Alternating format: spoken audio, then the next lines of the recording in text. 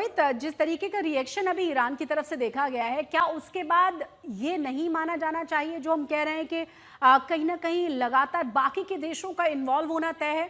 चाहे वो आप रूस की बात कर लें, चाहे वो आप चाइना की बात कर लें, और पूरी दुनिया के लिए ये बहुत ज्यादा खतरनाक हो जाएगा। अगर इन्वॉल्वमेंट होगी तो शशि, मुझे अगेन जितनी मेरी जानकारी है, आई डोंट थिंक कि ऐसा कोई भी देश इसमें अब इन्वॉल्व होना चाहेगा, क्योंकि अमेरिका ने जो जो ऑपरेशन था वो तो खत्म कर दिया है। जी। फर्स्ट। सेकंड, यस, अगर किसी भी तरह से कोई कोई रशिया और चाइना की हम बात करें यहाँ पे, अगर वो इन्वॉल्व होते हैं तो ऑब्वियसली ये बहुत बड़ा इश्यू हो जाएगा। पूरा मिडिल ईस्ट जो है वो हम जो बोलते हैं it will burn like hell. तो मुझे नहीं लगता कि they would do that. I think everybody will call for D escalation की बात होगी, युद्ध रोकने की बात होगी, सीज फायर की बात होगी, इस तरह की बातें जरूर होगी, बशर्ते ईरान कोई अब गलती ना करे।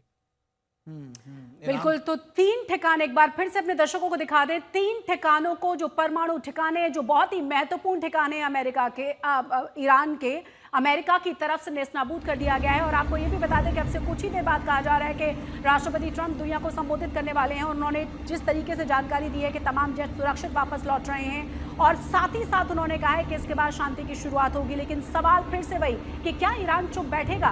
तस्वीर हम आपको दिखा रहे हैं। साथ ही हम आपको ये भी बता दें कि ईरान की तरफ से भी बयान जारी कर दिया गया है, जिसमें उन्होंने कहा है कि चाहे वो यूएस के नागरिक हो या फिर सेना, उन्हें टारगेट किया जाएगा। और साथ ही ईरान ये मानने के लिए तैयार नहीं है। बीच में एक और बड़ी खबर आ रही है शशि, बिल्कुल शशि, एक और बड़ी खबर आ रही है कि यूएसए नागरिकों और सेना पर हमला कर सकता है ईरान। हम अपने दर्शकों को एक बड़ा इनपुट दे दें कि अब ईरान की तरफ से भी ये धमकी दी गई है, यूएसए नागरिक यानी अमेरिकी नागरिक और सेना पर हमला कर सकता है ईरान। और अगर ऐसा हुआ तो और ज्यादा खतरनाक अंजाम देखने को मिलेगा, जिस तरीके से राष्ट्रपति की तरफ से कहा गया है। कुल मिलाकर ये जो स्थितियां हैं बहुत भयावह हैं। और कहा यह भी जा रहा है कि इजरायल ने भी रात को कई अलग अलग ठिकानों पर जबरदस्त हमले किए हैं ईरान के भीतर।